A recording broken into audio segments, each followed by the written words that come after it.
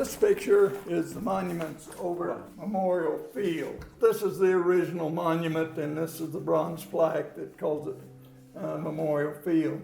I was at a worship service about 10, 12 years ago, and somebody asked on Memorial Day if anybody had any thoughts. And I had some thoughts about the fact that I went to Harrisonville High School and was part of building the field, but I never did know who the men were that gave their lives during World War II.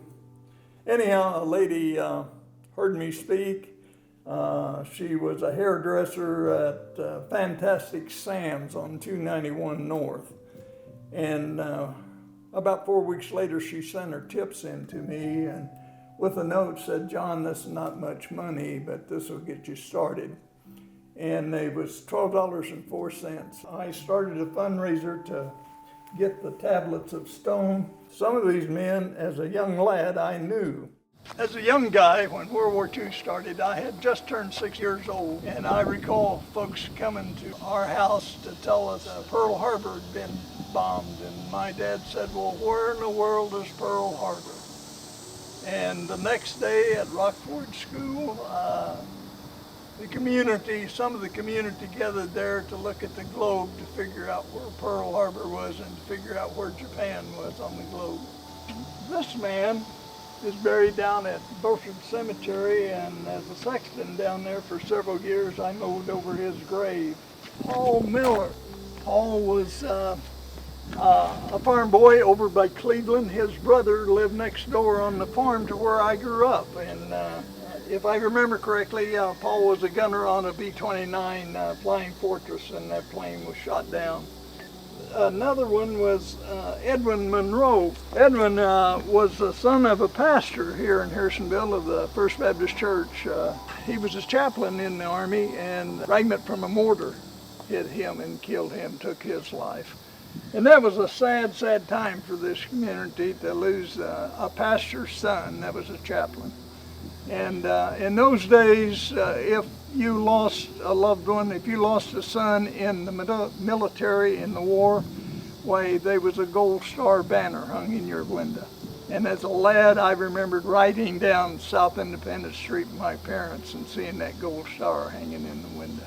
The blackened tablets here, that's 52 inches high and 24 inches wide, was set in 2008. Dedicated in October. We started the project of putting the names together through the Historical Society in 2006. And it took the ladies about 2 years to get it together, and then we had to have a fundraising to get the black granite in order to put the 90 names on that. I don't know why I was led, but I felt like it ought to be on black granite. And at that time, the main source for black granite was from India.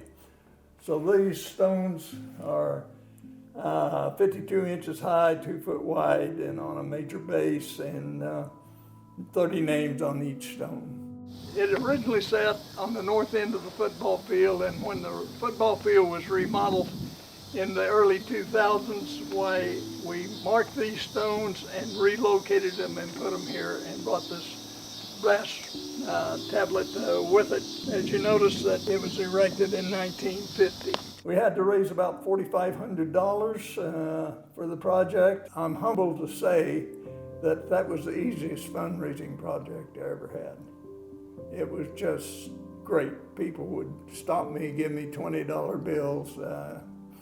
They was large gifts. It was just a great experience. So anyhow, if you visit Memorial Field, go by the monument, and you'll have an idea of what the sacrifice was so we can get a football field.